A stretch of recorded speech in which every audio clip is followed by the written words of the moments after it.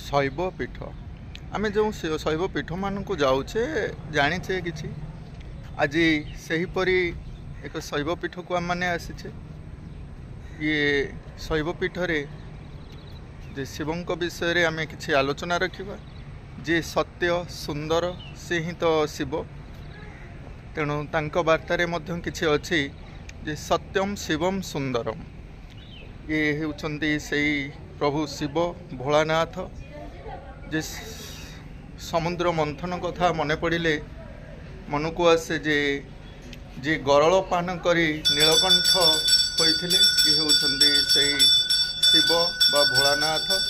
किंतु तांकर भक्त माननकु से किपरि बर देई थांती से किपरि भक्ति रे बस होंदी से विषय आम किसी श्रद्धालु भक्त माने अछंती सेमानक सह विषय आलोचना रखिबा पूजा समय व्यवस्था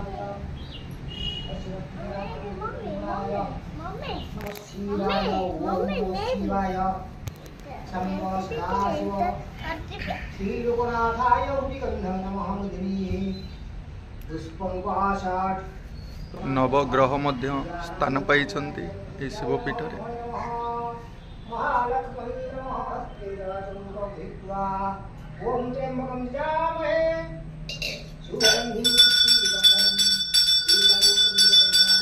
शैवपीठ माँ पार्वती अच्छी पार्वती मंदिर पार्श्वदेवी भाव पारादीपर 18 बांकी लगपड़े शिवों मंदिर केवल शिव नुहति शिवों पार्श्व माँ पार्वती अच्छा माँ लक्ष्मी से विषय आम जाना आस नित्यं महेशारदतगिरिनिभां चारुचन्द्रावतसां रत्नकल्पज्वलङ्गमपरशुमृगवरा भीतिहस्ता प्रसन्नं पद्मासीनसमन्तस्तादमरगणै व्याघ्राकुतावसनां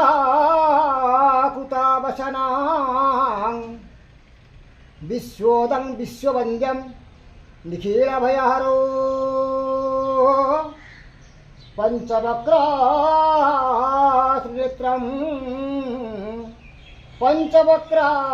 पंचवक्रात्रिनेत्रं नमः शिवाय लोकनाथाय नमो नमः। आज्ञा आम जाचे शैवपीठ को आसिले शिवंकर किछि बर विषय आम जाचे जे कोपे बर नहीं तो तपे बर तो भक्त माने जो आसुछंदी किपरि भक्ति करबा दरकार शिवों पाखरे टिके कहिबे से विषय। भक्ति साधारणतः दुई प्रकार आम मतरे सेटा आम ओडिया भाषा कहवा गले गोटाए मांकेड़िया भाव गोटाए बिराड़िया भाव मांकेड़िया भाव और बिराड़िया भाव कौन मांकड़ ता छुआ को जन्म करिछि ए डालू से डाल से डाल ए गछरू से गछ डेई बुलुछि मांकड़ ता छुआ को धरिनी छुआ माँ मांकड़ को धरिछि जदि छुआ मांकड़ गछरू पड़गला बा कोई डालू पड़गला माँ को छाड़ी देकरी पड़ा मला से छुआर दोष माँ दोष नुह यहाँ हूँ मांकेड़िया भाव गोटे हूँ बिराड़िया भाव बिराड़िया भाव हूँ कौन बिराड़ी ता छुआ को जन्म करे ये आ खट तलू ता खट तलू को आ घर को आ भाड़ी ता भाड़ी तल को नहीं जाए ता दायित्व से पाटी कामुड़ी नहीं जाए छुआ जदि पड़ा छुआ जदि मला ताहले सी मार दोष छुआर दोष नुह तेणु जी मांकेड़िया भाव में भगवान को पाखु आसुथिब शिवों को पाखु आसुथिब माँ को किसी धन मागिया को आसुथिब माँ पाई किसी अर्थ कामना आसुथिब ताहले कामना सरीगला ता पूर्ति पूरण हो गला से आसब ना बिराड़िया प्रेम जे संपूर्ण महाप्रभु महादेवों माँ को आश्रित से भावी जे ये महादेव ये महामाई आमको सृष्टि करचंती आम हर्ता कर्ता ये आम केमिति बंचबू ये भाड़ी तल को से भाड़ी तल को या घर से घर ए खट तल को से खट तल को नवा दायित्व तार आम रिमोट आम जंत्र से चलैला जंत्री तेणु जी जमी भाव में आसी जदि किए बिराड़िया प्रेम नहीं आसी बिराड़ी भाव पाइब जी मांकेड़िया भाव नहीं आसी से मांकेड़िया प्रेम ही पाइब एति ही भक्तिर यथार्थ। आज्ञा नना तो भक्ति माध्यम रे सारा जगत बंधा बोली जहाँ आम तथ्य रखिले दुईटी प्रकार आपन बुझेले जहाँ भी हो किंतु शिवं विषय रे आउ किछि आम जानिया को चाहूँ जे गरल पान कला पर से नीलकंठ होइथिले। वर्तमान समाज रे अधिक रु अधिक निशा द्रव्यर सेवन चली तो जो निशा ता मध्य विषय आज्ञा तो से निशा द्वारा केमिति प्रभु से निशा को हरण करिवे समाज रे भक्त मान को उचित मार्ग रे नेबे से विषय टिके कहिवे। महादेव केबे कहा को कहि नाहंती बा कोनोसी पुराण रे नहीं जे से निशा पान करंती हलाहल विष पान करथिले। महादेव तले हलाहल पान विष करथिले आमे कहिया शिव महादेव तो खाइथिले आमे काई न खाया महादेव तो हलाहल विष पान करि ताको हजम करथिले। तेणु युव समाज को यही दूरदर्शन माध्यम रे महादेव पाखरे आमे अनुरोध करूचु निशा ठारू दूरे रुहंतु। निशा खाइबा पाई महादेव कहि नाहंती कोनोसी शास्त्र प्रमाण रे भी निशार यथार्थ नहीं कि संसारी लोक खाइबा पाई कोनोसी मत दिया जाई नहीं। किंतु भोलानाथंकर जो पूजा करने को आम मैंने जाइथाउ जे श्रावण मासरे काउड़िया भाई माने पानी नहीं जाई थांती आज्ञा से समय रे भोग रूप रे गंजेई को व्यवहार करि थांती कहते जे शिवंकर ये एक प्रसाद आको आमे बहुल व्यवहार करवा जी व्यवहार न करिवो से पानी नहीं जाई परिबो नाही ए प्रकार किछि अछि कि आको पान कले गंजेई पान कला परे कुआडे भक्ति आसी थाए शिवंकर ए विषय को आज्ञा ए संसार रो समस्त दुर्लभ द्रव्य ठारू दूर रे होचंती देवादिदेव महादेव जहाँ पूजा अर्चना पाई मात्र बेलपत्र जहाँ सब जगह मिल जाव दुदुरा फूल रास्ता कड़े मिलूँ गईस फूल रास्ता कड़े मिलूँ जो द्रव्य सब माने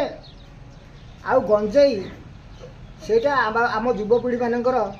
गोटे कहबार चातुर्य हो गलानी जे शिव गंजेई खाती शिव तो भांग बाटिकी खाती शिव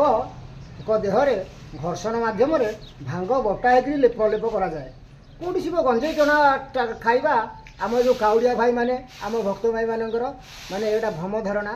से दूरे रुहंती से निर्विघ्न रुहंती। हाँ आज्ञा बहुत बहुत धन्यवाद। वर्तमान शैवपीठ व शिवं पाखरे पार्श्वदेवी भाव में माँ पार्वती एवं माँ लक्ष्मी मध्य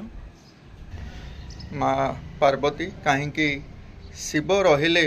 पार्वती तो रहिबे कहीं शिवं पत्नी पार्वती से पार्वती विषय रे आमे पूर्व समय रे अनेक वीडियो करिचे जे किपरि माँ का नाम पार्वती रखागला किपरि से पर्वतरु जात हेले से विषय रे वर्तमान आमे शिवं विषय रे किछि आलोचना रखिले। माँ लक्ष्मी जे धनर लक्ष्मी से होचंदी माँ लक्ष्मी यही गोटे पीठ रे जे आम लकपड़ा 18 बांकी ठारे माँ का पीठ किपरि माँ विषय आम आलोचना रखा कहीं यही समय रे धन धान गोपलक्ष्मी पूरण होता है माँ को डाकिले से विषय आम जाना सुंदर मंदिर शैवपीठ रे माँ का मंदिर रहा निहाती आवश्यक जेहेतु यही लकपड़ा